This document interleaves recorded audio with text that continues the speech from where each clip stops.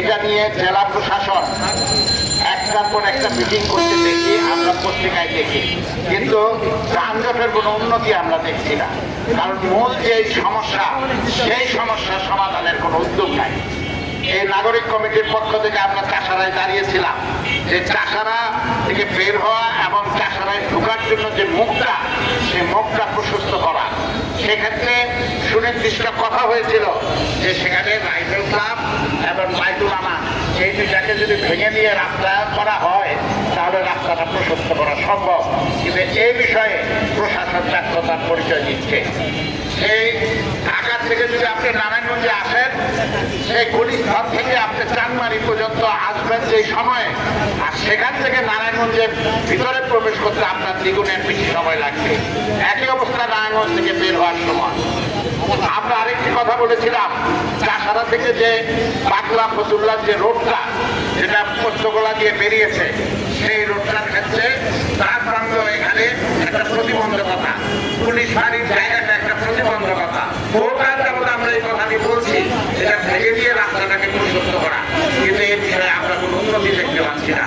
ফলে মূল প্রবেশের মুখ যদি পরিষ্কার না রাখা হয় তাহলে এই যানজট থেকে মুক্ত করা সম্ভব নয়। ফলে টোটকা উদ্যোগ যেখানে জেলা প্রশাসন 10 জন লোক দেয়, তাদের দিয়ে রিক্সার টাকা সেখানে পাম্প ছেড়ে দেয়, এটা সেটা করে আপনারা পাবেন না।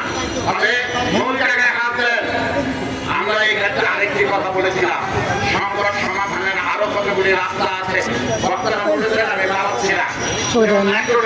ম্যাক্রোরের মধ্যে আসবে কিনা দীর্ঘদিন যাবত আলোচনা শুনছি। সমৃদ্ধি সন্ধান আসবে না। কেন আসবে না? নারায়ণগঞ্জ গুরুত্বপূর্ণ শহর নয়।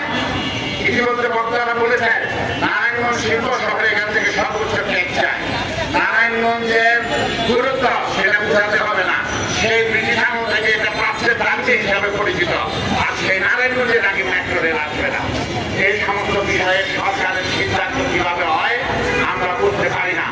এই নারায়ণগঞ্জ আমরা যেখানে দাঁড়িয়েছি এখানে একটি সংকট আছে যে এই চেম্বার রোডের যে রাস্তাটা 1 নং রেলগেট থেকে এই 2 নং রেলগেট পর্যন্ত, এখানেও সবসময় একটা জাম লেগে থাকে।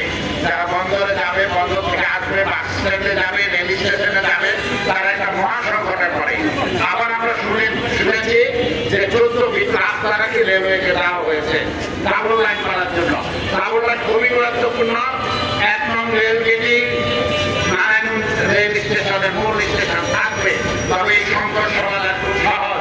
রেল নারায়ণগঞ্জ 1 নম্বর রেলগেট থেকে চাষারা রেল স্টেশন পর্যন্ত যদি মাটির নিচে নেওয়ার ব্যবস্থা করা যায় অথবা উপর দিয়ে নেওয়ার ব্যবস্থা করা যায় তাহলে এই অঞ্চলের যানজটটা দূর করা যায়। কিন্তু সেটার ক্ষেত্রে আমরা কোনো সরকারের সিদ্ধান্ত দেখছি না।